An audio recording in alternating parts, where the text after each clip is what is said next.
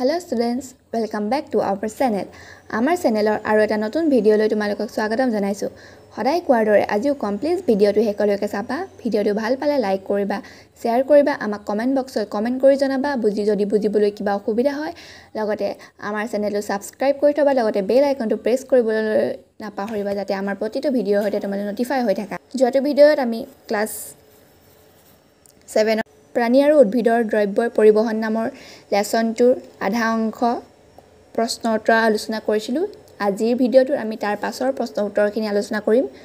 কোনোবাই যদি এই পাৰ্ট 1 ৰ ভিডিও প্ৰশ্ন উত্তৰসমূহ চোৱা নাই, আই বাটনত থকা লিংকটোত ক্লিক কৰি তোমালোকে এই ভিডিওটো লাভ কৰিব পাৰিবা। গতিকে বলা আৰম্ভ কৰো আজিৰ এই ভিডিওটো।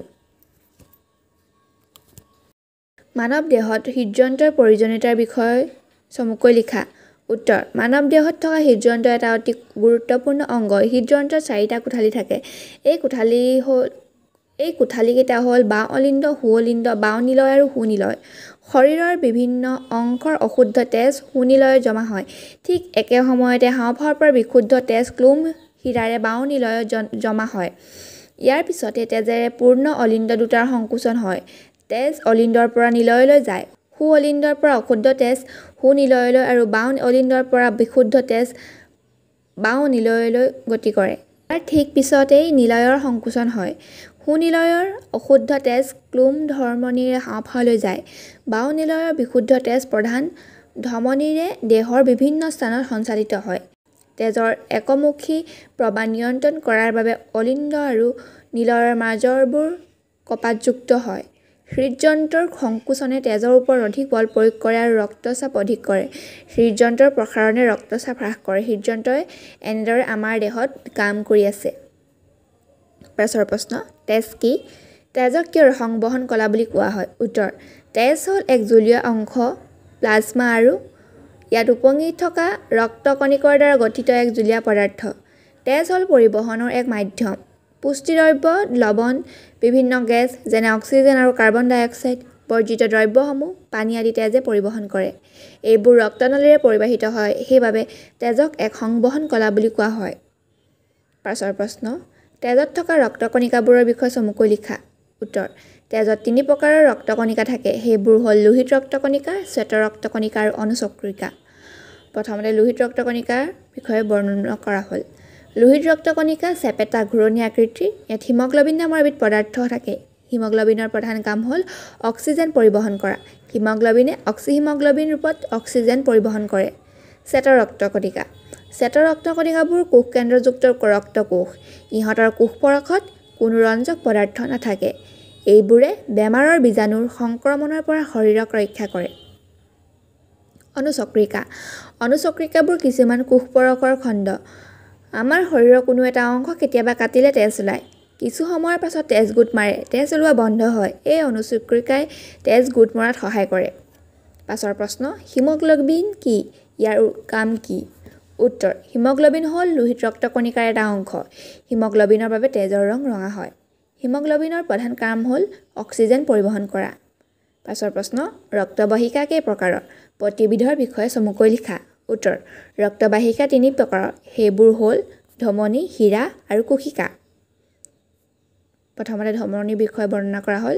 যিবোৰ ৰক্তবাহিকাই হৃদযন্ত্ৰৰ পৰা দেহৰ বিভিন্ন অংশলৈ তেজ সৰবৰাহ কৰে সেইবোৰ হ'ল ধমনী।